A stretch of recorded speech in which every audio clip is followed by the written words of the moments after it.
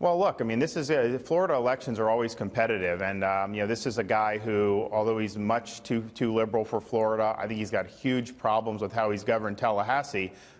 He is an articulate spokesman for those far left views, and he's a charismatic candidate. And I watched those Democrat debates. None of that was my cup of tea, but I mean, he performed better than the other people there. So we've got to work hard to make sure that we continue Florida going in a good direction. Let's build off the success we've had on Governor Scott. The last thing we need to do is to monkey this up by trying to embrace a socialist agenda with huge tax increases and bankrupting the state. That is not going to work. That's not going to be good for Florida.